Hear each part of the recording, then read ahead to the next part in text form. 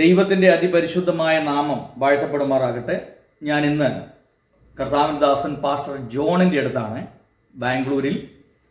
വളരെ ദീർഘവർഷങ്ങളായി കർത്താവിൻ്റെ വയൽപ്രദേശത്ത് അധ്വാനിക്കുന്ന ഒരനുഗ്രഹിക്കപ്പെട്ട ദൈവദാസനാണ് പാസ്റ്റർ ജോൺ. പാസ്റ്ററെ, ഗോസ്പൽ TV UP എന്ന ഈ യൂട്യൂബ് ചാനലിന് വേണ്ടി ഞാൻ പാസ്റ്ററെ ഹാർദവമായിട്ട് സ്വാഗതം ചെയ്യും. പാസ്റ്റർ സ്വയമായിട്ടൊന്ന് പരിചയപ്പെടുത്താമോ? പാസ്റ്ററുടെ പേര്, ഇവിടെ വന്നിട്ട് എത്ര വർഷമായി, വീട്ടിൽ ആരൊക്കെയുണ്ട്, നാട്ടിൽ എവിടെയാണ്, ഈ വിഷയത്തെക്കുറിച്ചൊന്ന് പറയാമോ? എൻ്റെ പേര് പാസ്റ്റർ KA ജോൺ എന്നാണ്. ഇവിടെ എൻ്റെ വീട്ടിൽ ഇപ്പോൾ എൻ്റെ ഭാര്യ മാത്രമേ ഉള്ളൂ. 2 കുഞ്ഞുങ്ങളുണ്ട്. അവർ വിവാഹം കഴിഞ്ഞു. ഞാനിവിടെ ഈ കർണാടകയിൽ കടന്നു വന്നിട്ട് 38 വർഷമായി. നാട്ടിലെ കോട്ടയം പാമ്പാടി സ്വദേശിയാണ്. പാസ്റ്റർ ജനിച്ചു വളർത്തപ്പെട്ടത് ഏത് സഭാ പശ്ചാത്തലത്തിലാണ്? ഞാൻ ജനിച്ചു വളർത്തപ്പെട്ടത് ഒരു ഓർത്തഡോക്സ് കുടുംബത്തിലാണ്. ഓക്കെ. പിന്നീട് ഈ ഒരു പെന്തക്കോസ്റ്റൽ വിശ്വാസത്തിലേക്ക് വരാനായിട്ടുള്ള ഒരു കാരണം എന്താണ്? എൻ്റെ 12 വയസ്സുള്ളപ്പോൾ എൻ്റെ ദേഹമാസകലം പൊട്ടിയളിഞ്ഞ് പഴുത്ത ഒരു അസുഖം കടന്നു വന്നു. ഏകദേശം 6 വർഷത്തോളം ചികിത്സിച്ചു. പല പുണ്യസ്ഥലങ്ങളും പല സ്ഥലങ്ങളിലും ഒക്കെ പോയി പ്രാർത്ഥിച്ചു. അസുഖം ഭേദമാകാതെ ഞാൻ പഠിച്ചുകൊണ്ടിരിക്കുന്ന കോളേജിൽ 60 ആൺകുട്ടികളും പെൺകുട്ടികളുമുള്ള കോളേജിൽ എന്നെ മാത്രം ഒറ്റയ്ക്ക് ഇരുത്തിയിരിക്കുകയായിരുന്നു. ആ ഒരു നാറ്റം കൊണ്ട് ചിലപ്പോഴൊക്കെ John please can you go എന്ന് പറഞ്ഞ് എന്നെ ക്ലാസ്സിൽ നിന്ന് പറഞ്ഞു വിടുന്ന അനുഭവം വരെ ഉണ്ടായി. അത്രയ്ക്ക് ബാഡ് സ്മെല്ലായിരുന്നു. എന്നാൽ അങ്ങനെയുള്ള സ്ഥാനത്ത് ജീവിച്ചാൽ ഇനിയും മുന്നോട്ട് ജീവിക്കണോ എന്നുള്ളൊരു, അല്ലാതെ എന്ത് കാരണം കൊണ്ടാണ് അങ്ങനെ ഈ ശരീരം ഇങ്ങനെ പൊട്ടി അളിയാനായിട്ടുള്ള കാരണം എന്താ? അതിന്റെ കാരണം എന്താണെന്ന് അറിയില്ല. ഡോക്ടർമാരും വൈദ്യന്മാരും ഒക്കെ ഒരുപാട് ചികിത്സിച്ചു. എന്ത് അസുഖമാണ് എന്താണെന്നൊന്നും അറിയില്ല. പല സ്ഥലങ്ങളിലും ചികിത്സിച്ചു. അത് 12ാമത്തെ വയസ്സിലാണ് ആരംഭിച്ചത് അല്ലേ? 12ാമത്തെ വയസ്സ് തൊട്ട് 17ാമത്തെ വയസ്സ് വരെ. അതെ. അപ്പൊ ആ കാലഘട്ടങ്ങൾ അനുഭവിച്ചിട്ടുള്ള ബുദ്ധിമുട്ടുകൾ എന്തൊക്കെയാണ് എന്ന് പറഞ്ഞാല്, എനിക്ക് അധികം സ്നേഹിതരുണ്ടായിരുന്നില്ല. ക്ലാസ്സിൽ എന്നെ ഒറ്റപ്പെട്ട ഒരു രീതിയായിരുന്നു. കാരണം ഞാൻ ആരുടെയും കൂടെ ഫ്രണ്ട്ഷിപ്പ് കൂടാനൊന്നും സാധിച്ചിരുന്നില്ല. വീട്ടിൽ വന്ന് രാത്രി കുളിക്കുമ്പോൾ ഈ ദേഹത്തുനിന്ന് ബ്ലഡും വെള്ളവും ഒക്കെ വരും. അപ്പം ഞാൻ പഴയ തുണി ഇങ്ങനെ ചുറ്റിക്കിടക്കും. രാവിലെ അത് അഴിക്കുമ്പോൾ പിന്നെയും ബ്ലഡ് വരും. അങ്ങനെ വളരെ 6 വർഷം ഞാൻ വളരെയധികം കഷ്ടപ്പെട്ടിട്ടുണ്ടായിരുന്നു.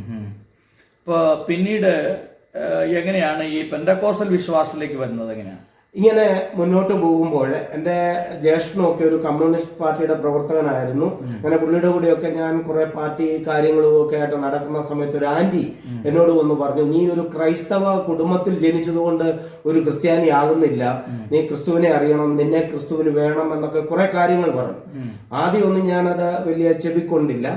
ചില നാളുകൾക്ക് ശേഷം ഞാൻ ഒറ്റയ്ക്ക് വീട്ടിലുണ്ടായിരുന്ന ഒരു സമയത്ത് ഡോറൊക്കെ അടച്ച് ഞാൻ പ്രാർത്ഥിച്ചു, ഒരു ദൈവമുണ്ടെങ്കിൽ അത് യേശുവാണെങ്കിൽ എന്നെ സൗഖ്യമാക്കിയാൽ ഞാൻ പാവങ്ങളുടെ ഇടയ്ക്ക് നിന്റെ സാക്ഷിയായിട്ട് ജീവിച്ചു കൊള്ളാം എന്ന ഒരു തീരുമാനമെടുക്കുവാൻ ഇടയായിത്തീർന്നു. ഏകദേശം ഒറ്റ ആഴ്ച കൊണ്ട് എൻ്റെ ശരീരത്തിലെ ഈ വ്രണങ്ങളെല്ലാം കരിയുവാൻ ഇടയായിത്തീർന്നു. അങ്ങനെയാണ് ഞാൻ ഈ വിശ്വാസത്തിലേക്ക് വരുവാൻ. അത് ഏതെങ്കിലും ഒരു പാസ്റ്റർ മുഖേനയാണോ അതോ എങ്ങനെയാണ് സംഭവിച്ചത്? എങ്ങനെയാണ്? ഒരു പാസ്റ്റർ വന്ന് പ്രാർത്ഥിച്ചിട്ടല്ല. ഒരു ആന്റി എന്നോട് നേരത്തെ ഇങ്ങനെ കർത്താവിന് വേണ്ടി സമർപ്പിക്കണമെന്നൊക്കെ പറഞ്ഞിട്ടുണ്ടായിരുന്നു. അത്രേ ഉള്ളൂ. ഞാൻ ഒറ്റയ്ക്ക് എന്റെ വീട്ടിലിരുന്ന് ഡോറൊക്കെ അടച്ച് ഞാൻ ഒറ്റയ്ക്ക് പ്രാർത്ഥിച്ചതാണ്, അല്ലാതെ ആരും വന്ന് പ്രാർത്ഥിച്ചതല്ല. അപ്പൊ വീട്ടിൽ മാതാപിതാക്കളൊക്കെ, അച്ഛനും അമ്മയ്ക്കൊക്കെ എന്തായിരുന്നു ജോലി? അവര് ഹോട്ടലായിരുന്നു, ഹോട്ടൽ ബിസിനസ് ആയിരുന്നു അവർക്ക്. അവര് വീട്ടിലില്ലായിരുന്നു. അപ്പൊ പാസ്റ്റർ ഈ യാക്കോബായ ഓർത്തഡോക്സ് സഭയിൽ നിൽക്കുമ്പോൾ തന്നെയല്ലേ ഈ രോഗസൗഖ്യം ഉണ്ടായത്? അതെ അതെ. പിന്നീട് ആ സഭ വിടാനായിട്ടുള്ള ഒരു കാരണം എന്താണ്? എന്ന് പറഞ്ഞാൽ എനിക്ക് കർത്താവിന് വേണ്ടി കൂടുതൽ പ്രയോജനപ്പെടണം എന്നുള്ള രീതിയിൽ അന്ന് എനിക്ക് പരിചയമുള്ള ഒരു ആരോ ഒരാൾ എനിക്ക് രാജസ്ഥാനിലുള്ള ഒരു സെമിനാരിയുടെ അഡ്രസ്സ് തരുവാൻ ഇടയായി തീർന്നു. അങ്ങനെ ഞാൻ അവിടുന്ന് ഒരു കുറച്ച് നാളുകൾക്ക് ശേഷം ഞാൻ രാജസ്ഥാനിലേക്ക് കടന്നു പോകാൻ ഇടയായി തീർന്നു. അവിടെ ചെന്നപ്പോഴാണ് അവർ ചോദിച്ചത്, രക്ഷിക്കപ്പെട്ടതാണോ സ്നാനപ്പെട്ടതാണോ എന്ന്. ഞാൻ പറഞ്ഞു, അതൊന്നും എനിക്കറിയില്ല, എനിക്കൊരു അസുഖമായിരുന്നു, ദൈവം എന്നെ സൗഖ്യമാക്കി, എനിക്ക് കർത്താവിന് വേണ്ടി പ്രയോജനപ്പെടണമെന്ന് പറഞ്ഞു. അങ്ങനെ അവിടെ വെച്ചാണ്, ബൈബിൾ കോളേജിൽ വെച്ചാണ് ഞാൻ രക്ഷിക്കപ്പെട്ട് സ്നാനപ്പെടുന്നത്. ഓക്കെ. അപ്പൊ രാജസ്ഥാനിൽ അത് ഏത് സ്ഥലമായിട്ട് ബന്ധപ്പെട്ടായിരുന്നു? അത് കോട്ട എന്ന് പറയുന്ന MA തോമസ് വാസയുടെ ഇതുമായിട്ട് ബന്ധപ്പെട്ട്. അവിടെ എത്ര നാള് പിന്നീട് പഠിച്ചു, സുവിശേഷ വേല ചെയ്തു? അവിടെ 1 വർഷമേ ഞാൻ പഠിച്ചുള്ളൂ. അപ്പോൾ അവിടെ ഉണ്ടായിരുന്ന ഒരു പയ്യൻ, എനിക്ക് ഇതിനെക്കുറിച്ചൊന്നും കൂടുതൽ അറിവില്ലാത്തത് കൊണ്ട് നീ ഇനിയും വേറെ ഒരു കോളേജിൽ പഠിക്കണമെന്ന് പറഞ്ഞ് എന്നെ ഡൽഹിയിലുള്ള ഗ്രേസ് ബൈബിൾ കോളേജിലേക്ക് പറഞ്ഞു വിടുവാനിടയായി തീർന്നു. അവിടെ 4 വർഷക്കാലം ഡിഗ്രി പഠിക്കുവാനായിട്ട് ദൈവം എന്നെ സഹായിച്ചു. 4 വർഷം ഡിഗ്രി അവിടെ പഠിച്ചു. പിന്നീട് ഉള്ള പ്രവർത്തനങ്ങൾ എന്തൊക്കെയായിരുന്നു? അവിടെ ഉണ്ടായിരുന്നപ്പോൾ ഒരു ടീമായിട്ട് ഞങ്ങളൊരു കന്നഡ, ഒരു തമിഴ്, 2 മലയാളികൾ എന്ന് പറയുന്ന ഒരു ടീം ഉണ്ടാക്കി ഞങ്ങൾ കർണാടകയിലേക്ക് ഗ്രാജുവേഷന് ശേഷം കടന്നു വരുവാൻ ഇടയായി തീർന്നു. ഇവിടെ ഞങ്ങൾക്ക് അധികം ആരെയും പരിചയമൊന്നുമില്ലായിരുന്നു. ഒരുപാട് കഷ്ടപ്പെട്ടു. പട്ടിണിയും പ്രയാസങ്ങളും ഒരുപാട് ബുദ്ധിമുട്ടി. ഞങ്ങൾക്ക് ഒരു മേൽക്കൂര ശരിയായിട്ടുള്ള ഒരു വീട് പോലും അന്ന് റൂം പോലും ഇല്ലായിരുന്നു. ഞങ്ങൾ ബാത്റൂമിലൊക്കെ പോകണമെങ്കിൽ വെളിയിൽ പോകണം. അങ്ങനെ ഒരു സിറ്റുവേഷനിൽ ഞങ്ങൾ ഇവിടെ വന്നു പെട്ടാണ്. അങ്ങനെ ഒരുപാട് അനുഭവങ്ങൾ ആ കാലത്ത് ഞങ്ങളുടെ ജീവിതത്തിലുണ്ടായി. ക്രോസ് ബെയറേഴ്സ് എന്ന് പറയുന്ന ഒരു ടീമായിട്ട് ഞങ്ങൾ വന്ന് പ്രവർത്തിക്കുവാനിടയായി. ആ കാലത്ത് ഞങ്ങളിങ്ങനെ അവിടെ അടുത്തുള്ള ഒരു IPC ചർച്ചിലെ പാസ്റ്ററും വിശ്വാസികളും ഞങ്ങൾ ഇങ്ങനെ ഒരു കുറെ ചെറുപ്പക്കാർ വന്നിട്ടുണ്ടെന്ന് അറിയുകയും അവർ കടന്നു വന്ന് ഞങ്ങളെ കുറച്ചൊക്കെ ഹെൽപ്പ് ചെയ്യാൻ ഇടയായി തീർന്നു. അവർ ഞങ്ങൾക്ക് സൈക്കിൾ മേടിച്ചു തന്നു. അങ്ങനെ രാവിലെ ഞങ്ങൾ ആ സൈക്കിളുമായിട്ട് 4 പേരും കൂടെ പോകും. ഏതെങ്കിലും ഒരു ഗ്രാമത്തിൽ ചെന്ന് ഒരു ആൽത്തറയിൽ ഇരിക്കും. എന്നിട്ട് ഞങ്ങൾ ഹാർമോണിയം, തബല, ഗിറ്റാറൊക്കെ വെച്ച് ഒരു ഭജന പോലെ പാട്ടൊക്കെ നടക്കും. അപ്പോൾ ആൾക്കാർ കൂടുമ്പോൾ ഞങ്ങൾ മുടിയനായ പുത്രന്റെ ഡ്രാമ ആക്ട് ചെയ്ത് കാണിക്കും. അതിനുശേഷം ഞങ്ങളുടെ കൂടെയുള്ള കന്നഡ സഹോദരൻ എഴുന്നേറ്റ് നിന്ന് സുവിശേഷം പറയുവാനിടയായിത്തീരും. അങ്ങനെ 100 കണക്കിന് ഗ്രാമങ്ങൾ, രാവിലെ 8 മണിക്ക് പോയാൽ രാത്രി 8 മണി വരെ ഞങ്ങൾ അനേക ഗ്രാമങ്ങൾ കവർ ചെയ്യുവാനിടയായിത്തീർന്നു സുവിശേഷം. അതായത് ഗ്രേസ് ബൈബിൾ കോളേജിലെ പഠനം കഴിഞ്ഞതിന് ശേഷം നേരെ ഇങ്ങോട്ടാണ് വന്നത്? അതെ, ബാംഗ്ലൂരിലേക്കാണ്. അതെ. ഈ ബാംഗ്ലൂരിലേക്ക് വരാനുള്ള ഒരു മുഖാന്തരം എന്താണ്? കർണാടക ഗ്രാമങ്ങളിൽ സുവിശേഷം അറിയിക്കുക എന്നുള്ള ഒരു അതീവ ആഗ്രഹം കൊണ്ടാണ്. കാരണം സൗത്ത് ഇന്ത്യയിലെ ഏറ്റവും കുറച്ച് സുവിശേഷീകരിക്കപ്പെട്ടിട്ടുള്ള ഒരു സ്ഥലമാണ് കർണാടക. തന്നെയല്ല, ഞങ്ങളുടെ കൂടെ ഉണ്ടായിരുന്ന കന്നഡ സഹോദരൻ ഒരു അനാഥനായിരുന്നു. അദ്ദേഹത്തിനും വളരെ ആഗ്രഹമുണ്ടായിരുന്നു ഈ കർണാടകയിൽ വന്ന് മിനിസ്റ്റർ ചെയ്യണമെന്ന്. അങ്ങനെയാണ് ഞങ്ങൾ കർണാടകയിലേക്ക് കടന്നു വന്നത്. അങ്ങനെ കർണാടകത്തിൽ വന്ന് അത് ഏത് വർഷമാണ്? അത് 1987 ഞങ്ങൾ ഇവിടെ കടന്നു വന്നത്. 87. ഇപ്പൊ പാസ്റ്റർക്ക് എത്ര വയസ്സുണ്ട്? ഇപ്പൊ എനിക്ക് 61 വയസ്സുണ്ട്. 61 വയസ്സ്. അപ്പോ 87 ഇവിടെ കടന്നു വന്നതാണ്. അതെ. അപ്പൊ ആ സമയത്ത് ഇവിടെ കടന്നു വന്നപ്പോൾ ഉള്ള സുവിശേഷ പ്രവർത്തനത്തിന് എന്തെങ്കിലും പ്രതികൂലങ്ങളോ കാര്യങ്ങളൊക്കെ ഉണ്ടായിരുന്നോ? ആ കാലത്തൊക്കെ ചെറുതായിട്ടുണ്ടായിരുന്നു. ഞങ്ങളുടെ സൈക്കിള് തല്ലിയോടിക്കുകയും ഞങ്ങളെ കല്ലെടുത്തെറിയുകയും ഞങ്ങളുടെ ബൈബിളും ട്രാക്റ്റുകളും ഒക്കെ വലിച്ചു കീറുകയും ഒക്കെ ചെയ്ത പല അനുഭവങ്ങളും ഉണ്ടായിട്ടുണ്ട് ആ കാലത്ത്. ആ കാലത്തെ സുവിശേഷ പ്രവർത്തനങ്ങൾ എങ്ങനെയാണ്? പാസ്റ്റർ പറഞ്ഞപ്പോ ഗ്രാമങ്ങളിലൊക്കെ പോയി സുവിശേഷ വേല ചെയ്തു. അങ്ങനെ സുവിശേഷ വേല ചെയ്യുമ്പോൾ ഒരു സമൂഹത്തിന്റെ ഒരു പ്രതികരണം, ആളുകൾ വിശ്വാസത്തിലേക്ക് വരുന്നതിനെ കുറിച്ചൊക്കെ ഒന്ന് പറയാമോ? ആ കാലത്തൊക്കെ വളരെ പ്രതികൂലങ്ങളില്ലായിരുന്നു. നമുക്ക് ഏത് ഗ്രാമങ്ങളിലും പോയി സുവിശേഷം പറയാനുള്ള ഒരു ആക്സസ് ഉണ്ടായിരുന്നു. അങ്ങനെ ഞങ്ങള് 100 കണക്കിന് ഗ്രാമങ്ങൾ അന്ന് കവർ ചെയ്തു. ഇന്ന് അങ്ങനെ ഒരു ഗ്രാമത്തിലും പോകാൻ സാധിക്കാത്തൊരവസ്ഥയാണ്. പക്ഷെ അന്ന് കുറച്ചുകൂടെ നമുക്ക് സ്വാതന്ത്ര്യമായിട്ട് കടന്നു ചെന്ന് സുവിശേഷം പറയാനുള്ള ഒരു സാഹചര്യം ഉണ്ടായിരുന്നു. ഓക്കെ. അപ്പം ഏതൊക്കെ നിലകളിലാണ് പാസ്റ്റർ പ്രവർത്തിച്ചത്? ഞാൻ ആദ്യമേ ഈ ടീമായിട്ട് കുറച്ചുനാൾ പ്രവർത്തിച്ചു കഴിഞ്ഞപ്പോൾ ഞങ്ങളുടെ സാമ്പത്തിക സ്ഥിതി വളരെ മോശമായി. ഒരു ടീമായിട്ട് മുന്നോട്ട് പോകാൻ പറ്റാത്ത സന്ദർഭം വന്നപ്പോൾ ഓരോരുത്തരായിട്ട് ഓരോ ഓർഗനൈസേഷനിലൊക്കെ കടന്നു പോകാൻ ഇടയായി തീർന്നു.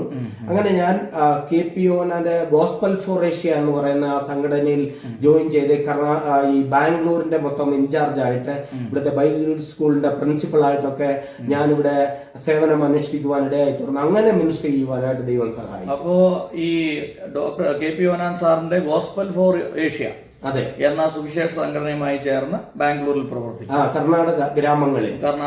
അപ്പൊ ബാംഗ്ലൂരിന്റെ ഒരു ഇൻചാർജ് ആയിട്ടും ഇവിടുത്തെ ബൈബിൾ കോളേജിന്റെ ഒരു ചുമതലക്കാരനുമായിട്ട് പ്രവർത്തനം.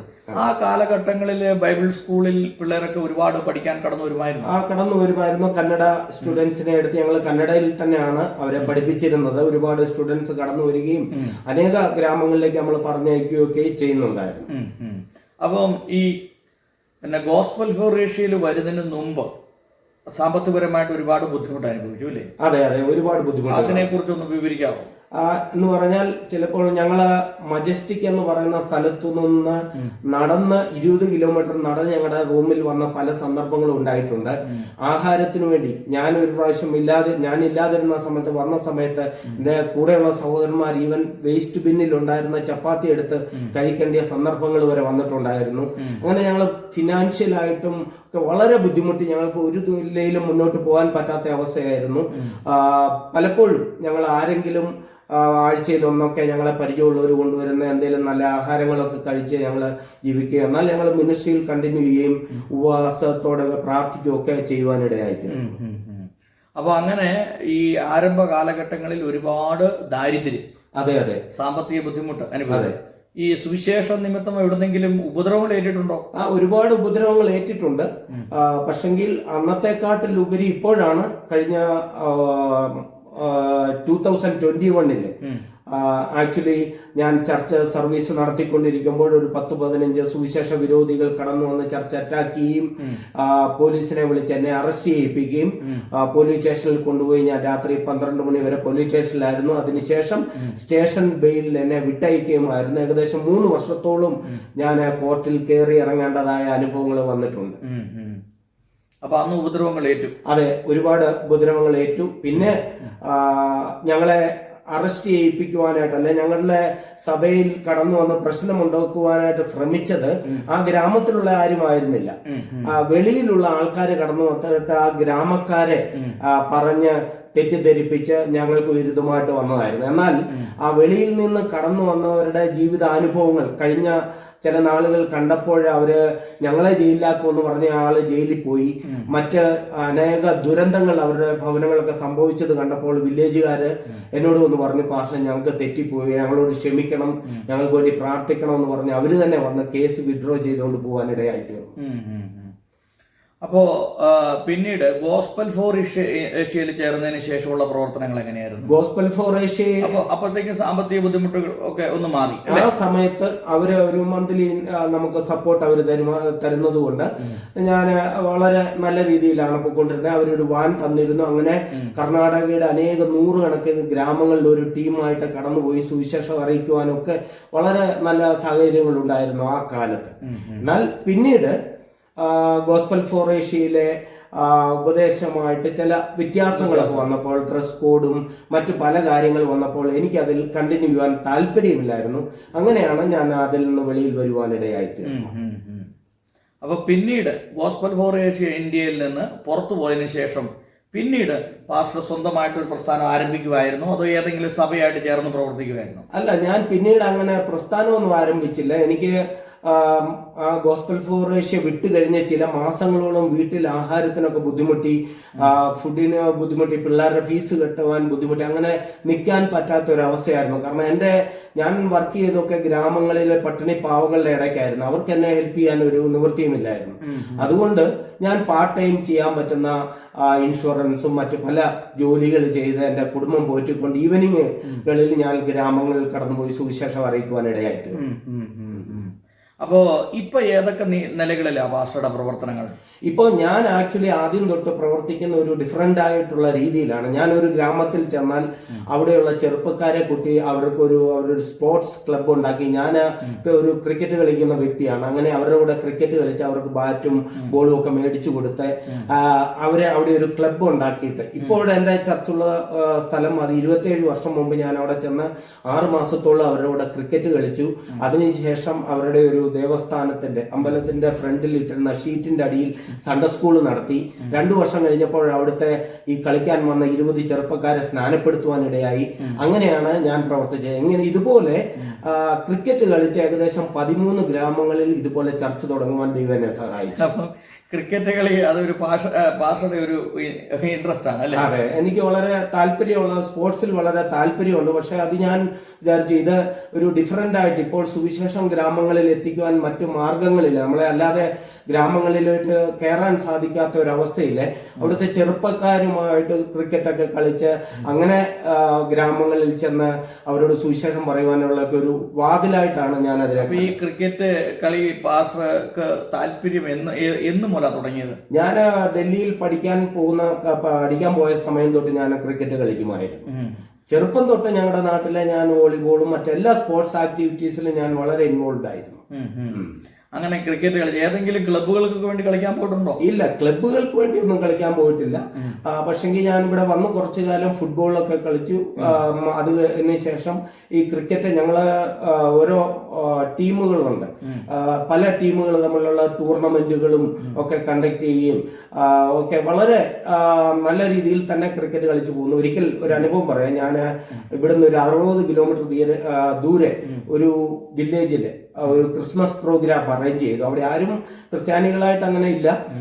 ഞാൻ അവിടെ കടന്നുപോയി പ്രവർത്തിച്ചതാണ്. അപ്പൊ അങ്ങനെ ഒരു പ്രോഗ്രാം വെച്ചപ്പോൾ അവിടുത്തെ ഒരു പയ്യൻ എന്നോട് പറഞ്ഞു, ഇവിടെ കുറെ ആൾക്കാർ വന്ന് പ്രശ്നം ഉണ്ടാക്കും നിങ്ങൾ ഈ പ്രോഗ്രാം നടത്തുമ്പോൾ എന്ന് എനിക്ക് മുന്നമേ അറിയുവാനിടയായി തീർന്നു.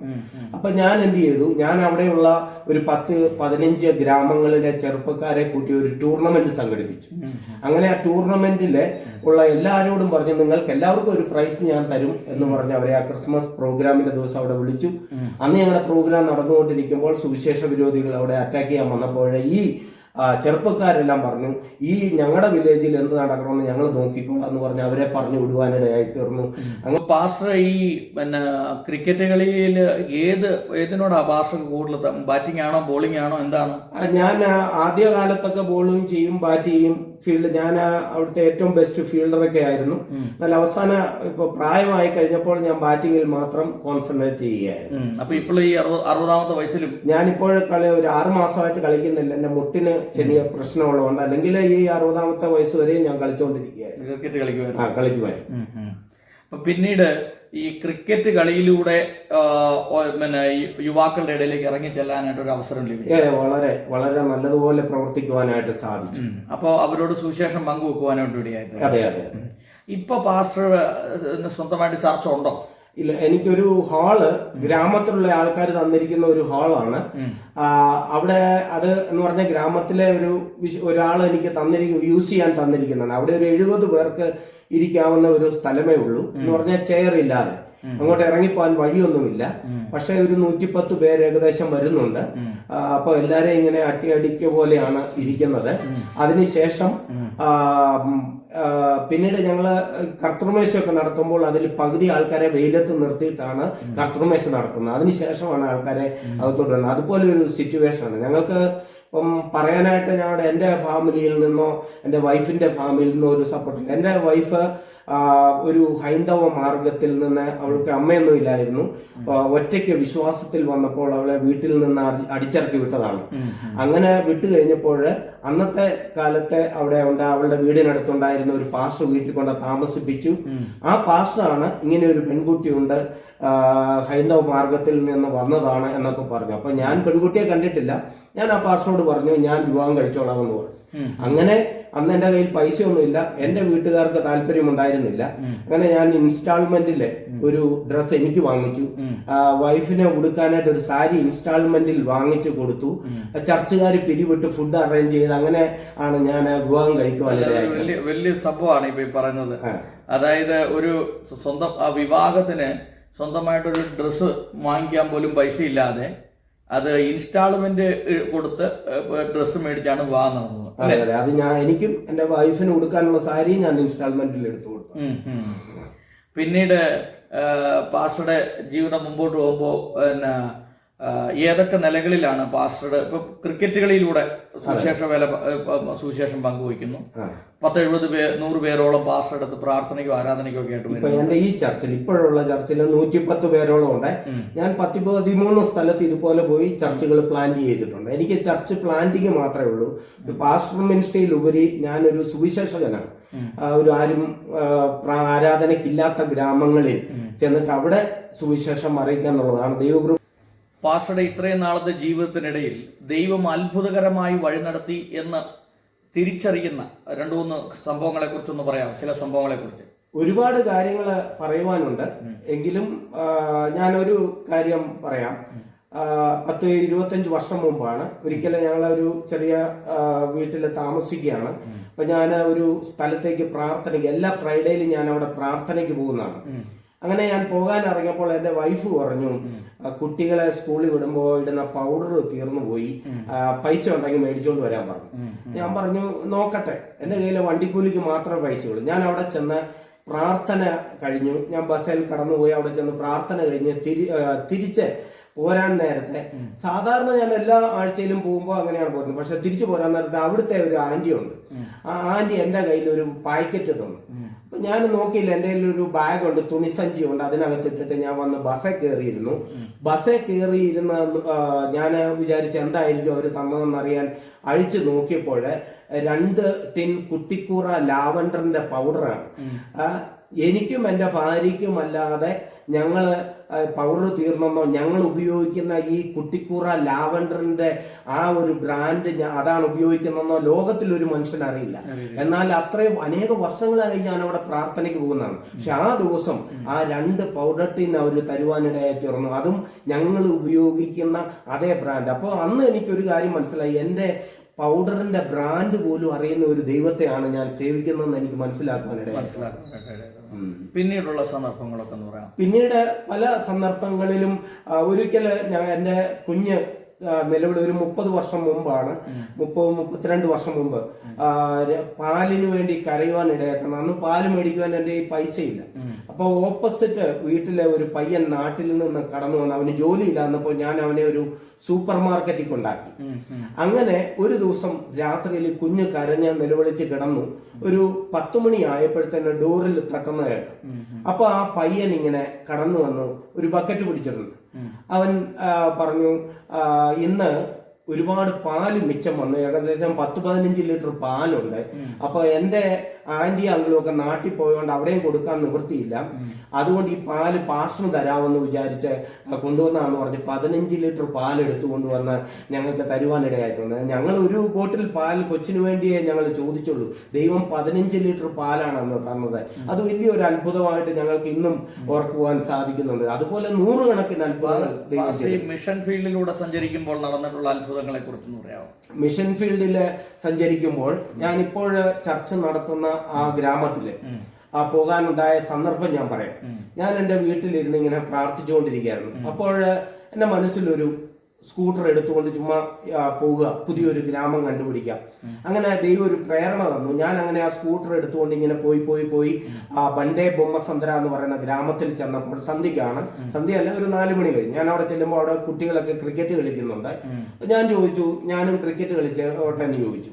അപ്പൊ അവര് പറഞ്ഞു കളിച്ചോളാൻ പറഞ്ഞു. അങ്ങനെ അവരുടെ കൂടെ ക്രിക്കറ്റ് കളിച്ചു കഴിഞ്ഞ് ഞാൻ തിരിച്ചു പോകുന്നു. പക്ഷെ പോകുന്ന പകുതി ആയപ്പോ എന്റെ മനസ്സിൽ അവിടെ നിൽക്കുന്ന ഒരു പയ്യൻ, ഒരു മ്ലാനമായിട്ട് അവിടെ ഒറ്റയ്ക്ക് മാറി നിൽക്കുന്ന ഒരു മുഖം എന്റെ മുമ്പിലേക്ക് വരുവാനിടയായി. അപ്പൊ ഞാൻ വീണ്ടും തിരിച്ച് ഒരു പകുതി ദൂരം വന്ന ഞാൻ തിരിച്ചു വീണ്ടും അവിടെ ചെന്നപ്പോൾ എല്ലാരും പോയി ഇരുട്ടി തുടങ്ങി. ആ പയ്യൻ മാത്രം അവിടെ നിൽക്കുന്നു. ഞാൻ അവന്റെ അടുത്ത് ചോദിച്ചു, എന്താ നിന്റെ പ്രശ്നം, എന്താ ഒന്നുമില്ല എന്ന് പറഞ്ഞു. പക്ഷെ ഞാൻ വീണ്ടും ചോദിച്ചപ്പോൾ അവന്റെ 2 കണ്ണുകളിലും ഇങ്ങനെ കുടുകുട വെള്ളം വന്നു. അവൻ പോക്കറ്റിൽ നിന്ന് ഒരു ലെറ്റർ എടുത്ത് കാണിച്ചു, ഞാൻ ആത്മഹത്യ ചെയ്യാൻ നിൽക്കുവാണ് എന്നോട് പറയാനിടയായി. ഞാൻ ചോദിച്ചു, എന്ത് പറ്റി? പറഞ്ഞു, എനിക്ക് വലിയ IAS കാരനാകണം, വലിയ ഓഫീസർ ആകണം, വലിയ ജോലിക്കാരൊക്കെ ആഗ്രഹമാണ്, പഠിക്കണമെന്ന് ആഗ്രഹമുണ്ട്. പക്ഷെ മാത്സിന് മാത്രം ഞാൻ 3 പ്രാവശ്യം SSLCക്ക് തോറ്റു. ഞങ്ങളുടെ ഒരു കുടിലിൽ താമസിക്കുന്ന ഭവനമാണ്. അപ്പൊ എന്റെ മാതാപിതാക്കൾ പറഞ്ഞു, ഇനി നീ പഠിക്കണ്ട, മുന്തിരി കെട്ടി എന്ന് ജോലിക്ക് പോകാൻ പറഞ്ഞു. എന്റെ കൂട്ടുകാർ കളിയാക്കി. ഞങ്ങളുടെ ജാതിയിലുള്ളവരും ഉയർന്ന ജാതിയിലുള്ളവരും എന്നെ വളരെയധികം കളിയാക്കി. അങ്ങനെ എനിക്ക് ജീവിക്കാൻ ഒരു മനസ്സില്ല, ഞാൻ അടുത്തുള്ള കുളത്തിൽ ചാടി ആത്മഹത്യ ചെയ്യാൻ നിൽക്കുമായിരുന്നു എന്ന് പറഞ്ഞു. അങ്ങനെ ഞാൻ ആ പയ്യനെ വിളിച്ചുകൊണ്ട് വന്നു. അവന് 3 പ്രാവശ്യം കൂടെ ട്യൂഷൻ വെപ്പിച്ച് അവനെ കൊണ്ട് എഴുതിച്ചു. അവൻ SLC പാസ്സായി. അതിനുശേഷം ഞാൻ സയാക്സ് എന്ന് പറയുന്ന ബൈബിൾ കോളേജിലെ ഗാർഡനറായിട്ട് അവിടുത്തെ പ്രിൻസിപ്പലിനോട് സംസാരിച്ചിട്ട് അവനൊരു ജോലി മേടിച്ചു കൊടുത്തിട്ട് പറഞ്ഞു, ഉച്ച കഴിഞ്ഞ സമയങ്ങളിൽ അവനെ പഠിക്കാൻ അനുവദിക്കണമെന്ന്. അങ്ങനെ അദ്ദേഹം അത് എഗ്രി ചെയ്തു. ഉച്ച കഴിഞ്ഞ് അവൻ പഠിക്കാൻ പോയി. അവൻ +2 കഴിഞ്ഞു, BA കഴിഞ്ഞു, MA കഴിഞ്ഞു. അങ്ങനെ ഞാൻ അത് കഴിഞ്ഞപ്പോൾ അവനെ ഒരു റിയൽ എസ്റ്റേറ്റ് കമ്പനിയിൽ കൊണ്ടാക്കി 10 വർഷം അവിടെ ജോലി ചെയ്തു. അതിനുശേഷം അവൻ സ്വന്തമായിട്ടൊരു ഓഫീസ് ഇട്ട് റിയൽ എസ്റ്റേറ്റ് ചെയ്യാണ്. ഇന്ന് ആ ഗ്രാമത്തിലെ ഏറ്റവും വലിയ ബംഗ്ലാവും കാറും എല്ലാം അവനാണ് എന്റെ ചർച്ചിലെ ഇന്നത്തെ വർഷിപ്പ് ലീഡർ. ദൈവം വലിയ അത്ഭുത പ്രവർത്തികളാണ് ചെയ്തുകൊണ്ടിരിക്കുന്നത്. പാസ്റ്റർക്ക് ദൈവം തന്നിട്ടുള്ള ടാലന്റുകൾ എന്തൊക്കെയാണ്? ക്രിക്കറ്റ് കളിക്കാനുള്ള കഴിവുണ്ട്, പിന്നീട് എന്തൊക്കെയാണ്? പിന്നീട് എന്റെ ഏറ്റവും വലിയ ടാലന്റ് എന്ന് പറഞ്ഞാൽ ഏതെങ്കിലും ഒരു ഗ്രാമത്തിൽ എന്നെ കൊണ്ടുപോയിട്ടാൽ ദൈവം എനിക്കൊരു 10 പേരെ അവിടെ തരും. ആൾക്കാരുമായിട്ട് ചെറുപ്പം മുതൽ എൻ്റെ ഭവനത്തിൽ ഞങ്ങൾക്ക് ജാതിയും മതവും അങ്ങനെയുള്ള കാര്യങ്ങളൊന്നുമില്ല. അതുകൊണ്ട് ഏത് ഗ്രാമത്തിൽ ഏത് കുടിലിൽ പോയി ആഹാരം കഴിക്കാനും അവരോടുകൂടെ താമസിക്കാനും അവരെ ഒരുപോലെ സ്നേഹിക്കാനും യഥാർത്ഥമായിട്ടൊരു ചർച്ചിൽ പൈസ ഉള്ളവർ വന്നാലും അല്ലാത്തവർ വന്നാലും ഒരേപോലെ എല്ലാവരെയും കാണുവാനായിട്ടൊക്കെ ഉള്ള ഒരു കൃപ ദൈവം തന്നിട്ടുണ്ട്. അതുകൊണ്ട് എൻ്റെ സഭ എന്ന് പറയാനൊക്കത്തില്ല, ഒരു കുടുംബമാണ് എൻ്റെ ചർച്ച്. അവരെന്നെ അപ്പ എന്നാണ് വിളിക്കുന്നത്. അതുപോലെയാണ് സ്നേഹത്തിലാണ് ഈ സഭ മുന്നോട്ട് പോകുന്നത്. അപ്പം ദൈവം തന്നിരിക്കുന്ന മെയിൻ ടാലന്റ് സുവിശേഷം പറയാനുള്ള ഒരു കൃപ ദൈവം തന്നിട്ടുണ്ട് ഏത് ഗ്രാമത്തിൽ ചെന്നാലും. പിന്നെ എനിക്ക് അങ്ങനെ വലിയ ഭയമൊന്നും തോന്നാറില്ല. ഏത് പ്രതികൂലമുള്ള ഗ്രാമത്തിൽ പോകണമെങ്കിലും ഞാൻ അങ്ങ് പോകും. എനിക്ക് അങ്ങനെ പ്രത്യേകിച്ച് ഒരു ഭയവും ഇന്നു വരെ തോന്നിയിട്ടില്ല. ദൈവം ഒരു കൃപ തന്നിട്ടുണ്ട്. പിന്നെ സ്പോർട്സ്, മ്യൂസിക് ഇഷ്ടംപോലെ താല്പര്യമുണ്ട്. പണ്ടൊക്കെ ഞാൻ ഗിറ്റാറൊക്കെ വായിക്കുമായിരുന്നു. എന്നാലും ഈ മ്യൂസിക് പ്രോഗ്രാമിനൊക്കെ ഒത്തിരി പോകുമ്പോൾ ഗ്രാമത്തിൽ പോകാൻ അത് തടസ്സമാകും. ഈ പ്രോഗ്രാമിന് വേണ്ടി പ്രാക്ടീസും കാര്യങ്ങളുമായിട്ട് വില്ലേജ് മിനിസ്ട്രിക്ക് തടസ്സമാകുമെന്ന് കണ്ടപ്പോൾ ഞാൻ അതൊക്കെ ഉപേക്ഷിച്ചു. അങ്ങനെ ഞാൻ ഇതിൽ മാത്രം വില്ലേജ് മിനിസ്ട്രിയിൽ മാത്രം കോൺസെൻട്രേറ്റ് ചെയ്തു. ഓക്കെ, ഇനി എന്താണ് പാസ്റ്ററിന്റെ ഒരു ഭാവി പദ്ധതികൾ, പരിപാടികൾ എന്തൊക്കെയാണ്? ഇപ്പോ പോകുന്ന ചർച്ചിൽ അവിടെ ഒരു ചർച്ച് വെക്കണം. പണ്ട് ഞാനത് തുടങ്ങിയ കാലത്ത് അതൊരു ഗ്രാമമായിരുന്നു. പർട്ടിക്കുലറായിട്ട് ബാംഗ്ലൂർ സിറ്റിയിൽ നിന്ന് വളരെ അകന്ന ഒരു ഗ്രാമമായിരുന്നു. പക്ഷെ ബാംഗ്ലൂർ സിറ്റി വളർന്നപ്പോൾ ഇപ്പോഴതൊരു സിറ്റിയുടെ ഒരു ബോർഡറായിട്ട് വന്നു. അപ്പൊ അവിടെ സ്ഥലത്തിനൊക്കെ ഭയങ്കര വില കൂടുതലാണ്. ഒരു സ്ഥലം മേടിച്ച് ചർച്ച് കെട്ടുവാൻ വളരെ ബുദ്ധിമുട്ടുള്ള ഒരു സന്ദർഭമാണിപ്പോൾ. അതുകൊണ്ട് വളരെ എൻ്റെ ഏറ്റവും വലിയൊരു ആഗ്രഹം, എനിക്ക് അവിടെ ഒരു ചർച്ച് വേണം. 4-5 ഗ്രാമങ്ങളിൽ നിന്ന് ഈ ചർച്ചിൽ ആൾക്കാർ വരുന്നുണ്ട്. പക്ഷെ ഓരോ ഗ്രാമത്തിലും ഡിഫറെന്റ് ജാതിയിലുള്ള ആൾക്കാരാണ്. അവർ ഈ ഗ്രാമത്തിൽ വരാൻ ബുദ്ധിമുട്ടുകളുണ്ട്. എന്നിട്ടും 110 പേര് വരുന്നുണ്ട്. ഇരിക്കുവാൻ ചെയർ ഇല്ലാതെ ഇരിക്കാൻ ഒരു 70 പേർക്ക് ഇരിക്കാനുള്ള ഇടയുള്ളൂ. അതും നമ്മുടെ സ്വന്തമല്ല. അപ്പൊ എനിക്ക് അവിടെ ഒരു ചർച്ച് വേണം, കെട്ടണം. അത് എന്ന് പറഞ്ഞാൽ വലിയ ബിൽഡിംഗ് ഒന്നും കെട്ടാൻ എനിക്ക് താല്പര്യമില്ല. സ്ഥലം വേണം. ഒരു 500 പേർക്കെങ്കിലും ഇരിക്കാൻ പറ്റുന്ന ഒരു ഷീറ്റും കൊണ്ടുള്ള ഒരു ഹാൾ ഉണ്ടാക്കണം. കാരണം വെളിയിൽ ഒരു ചർച്ച ഉണ്ടാക്കിയാൽ ഒരു 500 പേര് അടുത്ത 2 വർഷത്തിനുള്ളിൽ വരുമെന്നുള്ളത് എനിക്ക് ഗ്യാരണ്ടിയാണ്. അത്ര കടന്നുപോയി നമ്മൾ പ്രവർത്തിക്കുന്നുണ്ട്, ആൾക്കാരുണ്ട് അവിടെ. അതാണ് എൻ്റെ ഏറ്റവും വലിയൊരു സ്വപ്നം ഇപ്പോൾ. ഓക്കെ, ഇനി എന്തെങ്കിലും കാര്യങ്ങൾ പൊതുവെ പാസ്റ്റർക്ക് ഈ പൊതുജനം അറിയേണ്ടതായിട്ടുണ്ട് എന്നുള്ള ഒരു കാര്യങ്ങളുണ്ടോ പറയാനായിട്ട്?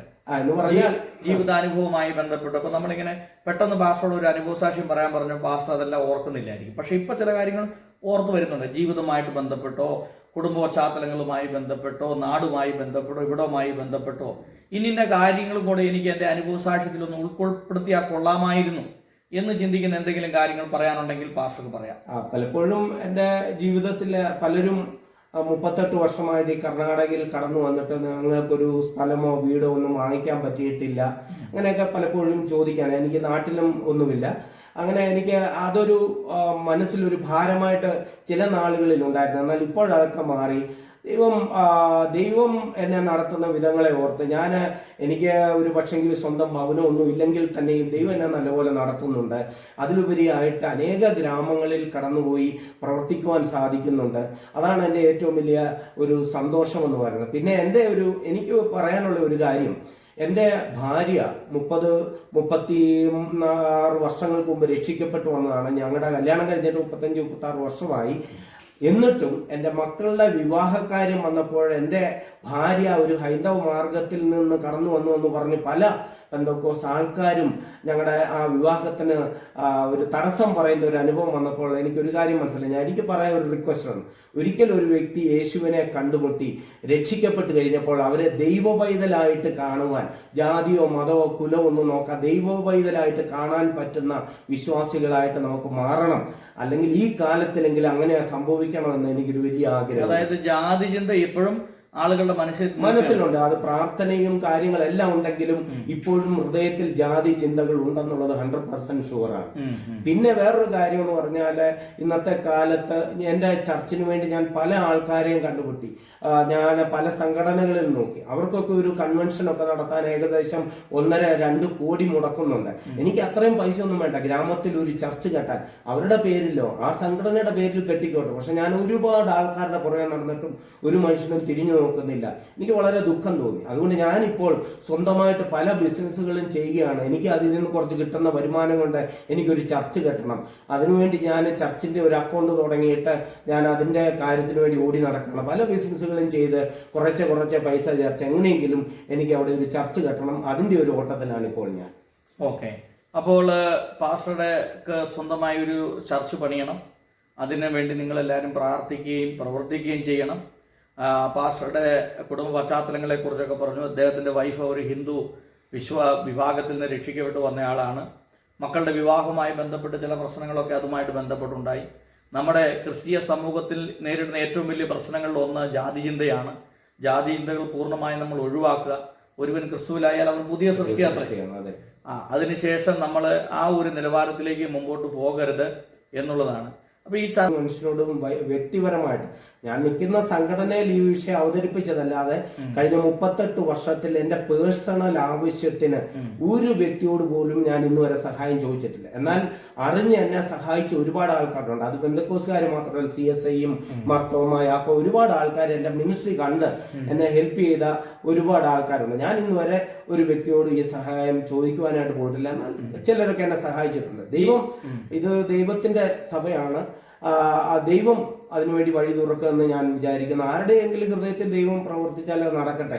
ഞാനായിട്ട് പോയി ഒരാളെ പോയി റിക്വസ്റ്റ് ചെയ്ത് ചോദിക്കാൻ എനിക്ക് താല്പര്യമില്ല. ഓക്കെ, അപ്പോൾ ഈ പൊതുവെ ഈ ഇത്രയും വർഷത്തെ 38 വർഷത്തെ അനുഭവം കൊണ്ട് യുവാക്കളായിട്ടുള്ള സുവിശേഷ പ്രവർത്തകരോടൊക്കെ എന്താണ് പാസ്റ്റർക്ക് ഒരു സന്ദേശം പറയാനായിട്ടുള്ളത്? ആക്ച്വലി എന്റെ പ്രവർത്തനങ്ങളിൽ നിന്ന് തന്നെ ദൈവകൃപയാൽ ഈ കർണാടകയിൽ 100 കണക്കിന് ചെറുപ്പക്കാര്, കാരണം ബൈബിൾ സ്കൂളും ഒക്കെ ഉണ്ടായിരുന്നപ്പോൾ അനേക ഗ്രാമങ്ങളിൽ നിന്ന് ചെറുപ്പക്കാരെ കൊണ്ടുവന്ന് പഠിപ്പിക്കുവാനും അനേക ഗ്രാമങ്ങൾ പറഞ്ഞു വിടുവാനും ഒക്കെ ഇടയായിത്തീർന്നു. ഒരു കാര്യം എനിക്ക് പറയാനുള്ളത്, നിങ്ങൾ മറ്റുള്ള ഒരാൾ ചെയ്യുന്ന അതേ മിനിസ്ട്രി ചെയ്യണം, അല്ലെങ്കിൽ മറ്റുള്ളവർ ചെയ്യുന്ന അതേ കാര്യം ചെയ്യണം. വലിയ കാര്യങ്ങളല്ല. കർത്താവ് പറഞ്ഞ ഒരു ആത്മാവിന്റെ വിലയെന്ന് പറഞ്ഞാൽ ഈ ലോകത്തിനേക്കാളും വലുതാണ്.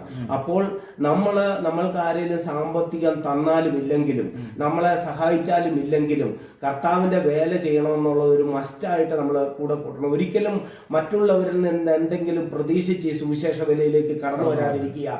ഇന്നത്തെ കാലത്ത് ഞാൻ കാണുന്നത്, ഞാൻ പാർട്ട് ടൈമായിട്ട് പല ജോലികളും ചെയ്തു. എന്നാൽ സാധാരണ ഒരു പാസ്റ്റർ ചെയ്യുന്നതിൽ ഉപരിയായിട്ട് മിനിസ്ട്രി ഗ്രാമങ്ങളിൽ ചെയ്യാൻ എനിക്ക് ഇന്നും സാധിക്കുന്നുണ്ട്. ഇന്നും ഞാൻ എല്ലാ ഈവനിങ്ങുകളിലും ഗ്രാമത്തിൽ പോകുന്നുണ്ട്. അതെനിക്കൊരു തടസ്സമല്ല. അതുകൊണ്ട് മാക്സിമം നമ്മൾ തന്നെ നമ്മുടെ സപ്പോർട്ടുകൾ ഉണ്ടാക്കിക്കൊണ്ട് മറ്റുള്ളവരിൽ ആശ്രയിക്കാതെ, അല്ലെങ്കിൽ വിദേശത്തു നിന്ന് വരും മറ്റുള്ളിടത്തു നിന്ന് വരും എന്ന് ചിന്തിക്കാതെ സ്വന്തമായിട്ടൊരു ഇൻകം ഉണ്ടാക്കിക്കൊണ്ട് കർത്താവിന്റെ വേല ചെയ്യുവാൻ 100% സാധിക്കും എന്ന് എനിക്ക് കഴിഞ്ഞ 38 വർഷത്തിൽ എനിക്ക് മനസ്സിലാക്കുവാൻ സാധിച്ചു. അതുകൊണ്ട് നമ്മൾ മറ്റുള്ള വലിയ ആൾക്കാരെയോ പണക്കാരായ ആൾക്കാരെയോ വലിയ സംഘടനകളൊന്നുമല്ല നമ്മളെ സഹായിക്കുന്നത്. നമുക്ക് വേണ്ടി ജീവൻ തന്ന കർത്താവാണ് നമ്മൾക്ക് വേണ്ടി വഴിയൊരുക്കുന്നത്. നമ്മളെ വിളിച്ചത് കർത്താവാണെങ്കിൽ നമ്മളെ കൊണ്ട് ചെയ്യിക്കാനുള്ള മനുഷ്യ ചെയ്യിത്തിരിക്കും. അതുകൊണ്ട് കർത്താവിൽ ആശ്രയിച്ച് മുന്നോട്ട് വരിക. അതാണ് എനിക്ക് ചെറുപ്പക്കാരോട് പറയാനുള്ളത്. ഓക്കെ, എന്തായാലും പാസ്റ്ററുടെ ഇത്രയും സമയം ഈ തന്റെ അനുഭവ സാക്ഷ്യത്തിൽ നിന്ന് കേൾക്കുവാനായിട്ട് ഇടയായി തീർന്നു. അത് നിങ്ങൾക്കൊക്കെ ഒരു അനുഗ്രഹമായി തീരട്ടെ എന്ന് പ്രാർത്ഥിക്കുന്നു. ഒരു വാക്ക് പ്രാർത്ഥിച്ച് നമുക്ക് പറയാം. പാസ്റ്റർ ഒരു വാക്ക് പ്രാർത്ഥിക്കും. ಪರಿಶುದ್ಧನಾದ ದೇವರೇ, ಕರ್ತನೆ ಒಳ್ಳೆಯ ಸಮಯದಲ್ಲಿ ನನ್ನ ಪಾದ ಬಳಿಗೆ ಬರುತ್ತೇವೆ ಸ್ವಾಮಿ. ಕರ್ತನೆ, ನಿನ್ನ ದಾಸನು ಇಲ್ಲಿ ಕಳೆದು ಬಂದು ಅನೇಕ ತಾಸುಗಳು ಕುಳಿತುಕೊಂಡು ಮಾತನಾಡುವಂತೆ ದೇವರು ಕೊಟ್ಟಂತ ಅವಕಾಶಕ್ಕಾಗಿ ಸ್ತೋತ್ರ. ಕರ್ತನೆ, ಅನೇಕ ಕಾರ್ಯಗಳು ಸಾಕ್ಷಿಯ ಮೂಲಕವಾಗಿ ನಾವು ಮಾತನಾಡಿದ್ದೇವೆ ಸ್ವಾಮಿ. ಕರ್ತನೆ ಸ್ತೋತ್ರ. ಇದು ಯಾವುದು ನಿನ್ನ ಚಿತ್ತವಲ್ಲದೆ ಇರುವ ಯಾವುದು ನಡೆಯಬಾರದು. ನಿನ್ನ ಚಿತ್ತದಂತೆ ನಮ್ಮನ್ನು ಮುಂದೆ ನಡೆಸಬೇಕು ಸ್ವಾಮಿ. ಕರ್ತನೆ, ಈ ಒಂದು TV ಚಾನೆಲ್ ಆಪರೇಟ್ ಮಾಡುವಂತ ದಾಸನನ್ನು ಹೆಚ್ಚಾಗಿ ಆಶೀರ್ವದಿಸು. ತನ್ನ ಸೇವೆಗೆ ಇರುವಂತ ಭಾರಗಳನ್ನು ಆಶೀರ್ವದಿಸು ಸ್ವಾಮಿ. ಅದರ ಪ್ರಕಾರ ಮುಂದುವರಿಯುವಂತೆ ದೇವರು ಹೊಸ ಮಾರ್ಗಗಳು ದಾರಿಗಳು ತೆರೆಯಬೇಕು ಸ್ವಾಮಿ. ಆಶೀರ್ವದಿಸು, ಬಲಪಡಿಸು, ಕುಟುಂಬವಾಗಿ ಅವರನ್ನು ಕಾಪಾಡು ಸ್ವಾಮಿ. ನಮ್ಮನ್ನು ಕುಟುಂಬವಾಗಿ ಸಮರ್ಪಿಸ್ತೇವೆ. ಭಾರತ ದೇಶದಲ್ಲಿ, ಕರ್ನಾಟಕ ರಾಜ್ಯದಲ್ಲಿ ಹಳ್ಳಿಗಳಲ್ಲಿ ಸಭೆಗಳಾಗುವಂತೆ ಅನೇಕ ಯೌವನಸ್ಥರು ಸೇವೆಗಾಗಿ ಮುಂದುವರಿಯುವಂತೆ ಕರ್ತನೆ ಸಹಾಯ ಮಾಡಬೇಕು ಸ್ವಾಮಿ. ಇವತ್ತು ನಮಗೆ ಕೊಟ್ಟಂತ ಒಳ್ಳೆ ಸಮಯಕ್ಕಾಗಿ ಸ್ತೋತ್ರ. ಘನ ಮಾನ ಮಹಿಮೆ ಎಲ್ಲ ಕರ್ತನೊಬ್ಬನಿಗೆ ಯೇಸು ಕ್ರಿಸ್ತನ ಹೆಸರಲ್ಲಿ ಬೇಡುತ್ತೇವೆ. ಆಮೆನ್. വാസ്തവ ദൈവം ധാരാളമായിട്ട് അനുഗ്രഹിക്കും. Thank you.